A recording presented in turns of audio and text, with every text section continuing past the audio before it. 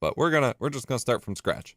And then same thing, new profile, Twitch 2019. I like to keep them named the same to match them up and always know which ones I'm using. Hop in here to the settings. Now we are going to be doing mostly 1080p based streaming.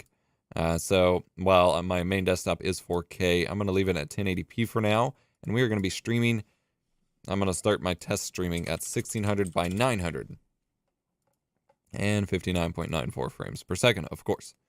Now, you can play around with different scaling and things like that. And actually, I am going to leave the base resolution 1080p so I can record full res streaming recordings. But there is a difference between putting your scaling here in the video settings and in the output tab.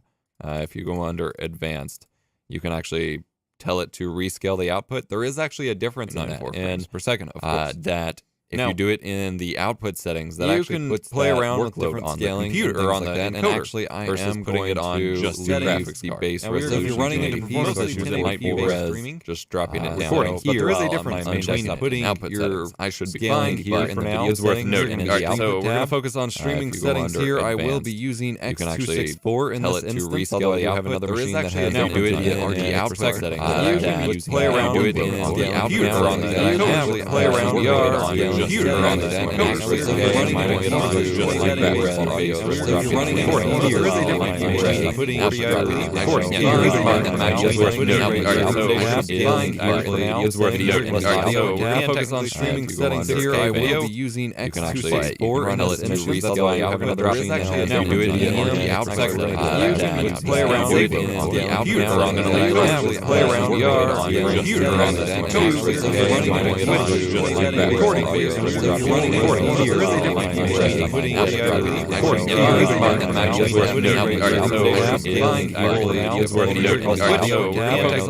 settings here. I will be using X264 and KB. I have another option. Now do it in the outside file. You can play around with it in the computer. I'm going to actually play around with it on the computer on the encoder. Recording here. You're running recording here.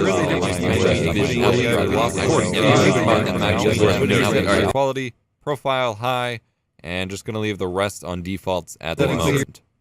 Under audio, I'm going to leave the default track for Twitch at 160 bitrate, so I'm going to call this Twitch down mix. But then for the others, these will be my recording tracks. So I'm going to set them the highest that it will let me, which is of course 320 kilobits per second. And these will be my other settings. So we're going to have mic, desktop, console, if I have a game console input, Discord, and so on. And then we are going to set up a replay buffer so I can save out specific clips a lot easier. We're going to set it to a 45-second duration and hit apply, and it will do what it can to maintain a replay buffer of 45 seconds. You will, of course, if you're using a replay buffer, need to come in here and set a hotkey for saving the replay buffer. You don't need a hotkey for starting and stopping it, but for actually saving the replay buffer, which is right here. I already have a button on my Elgato Stream Deck, so I'm going to press it. Alt F8 is apparently it. I'm going to hit apply, and we're good to go. Despite what other tutorials may tell you, partial and 601 and NV12 are the best settings when you're live streaming to Twitch. You can kick it up to 709, kick it up to full. You can run into some issues on some web browsers playing back the stream with regards to color representation. So, we've got OBS configured to live stream to Twitch. Even though we don't have anything in it, we're going to get set into that. So, we want to make a couple default scenes here. So, this is scene 1. I'm going to add this and make it desktop. And I'm just going to